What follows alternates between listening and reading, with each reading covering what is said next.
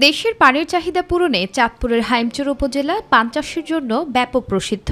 এবার দীর্ঘ ৮ দিনের টানা বৃষ্টিপাতে সৃষ্ট হওয়া জলাবদ্ধতায় তলিয়ে গেছে উপজেলার প্রায় ৯০ হেক্টর জমির পানির বরজ, যার মধ্যে প্রায় ৯ হেক্টর জমির পানি একেবারে নষ্ট হয়ে গেছে। আকস্মিক এমন জলাবদ্ধতায় অস্থায়ী বাঁধ নির্মাণ সহ বিভিন্নভাবে চেষ্টা করেও রক্ষা করা যায়নি পানের বরজ।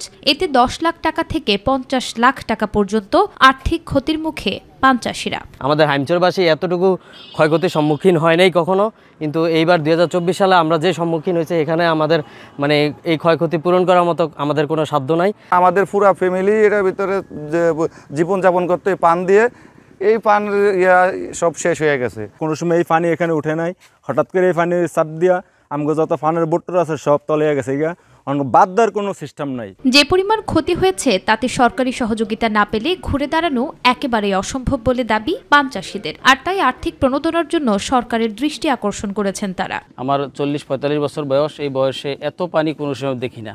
বর্তমান সরকার যদি আমাদেরকে কিছু আর্থিক সহায়তা করে, তাহলে স্যার মনে হয় আমরা আবার একটু ঘুরে দাঁড়াইতে পারবো। আরও কিছুদিন এভাবে জলাবদ্ধতা থাকলে ক্ষতির পরিমাণ আরও বৃদ্ধি পাবে বলে দাবি এই কৃষি কর্মকর্তার। সেই সাথে ক্ষতিগ্রস্ত কৃষকদের তালিকা তৈরি করে মন্ত্রণালয়ে প্রেরণ করার কথাও জানিয়েছেন এই কর্মকর্তা। পানি সরার পর কতগুলো পান যে বরজ ক্ষতিগ্রস্ত হবে সেটা আমরা তালিকা করব, এবং আমরা চাইব যে এখানে যে তাদেরকে ক্ষতি পুষিয়ে নেওয়ার জন্য সরকারের কাছে আমরা প্রণোদনার চিঠি পাঠিয়েছি অলরেডি, এবং পরবর্তীতে যদি কোনো প্রণোদনা আসে তারা অবশ্যই আমাদের প্রণোদনার আওতায় আসবে।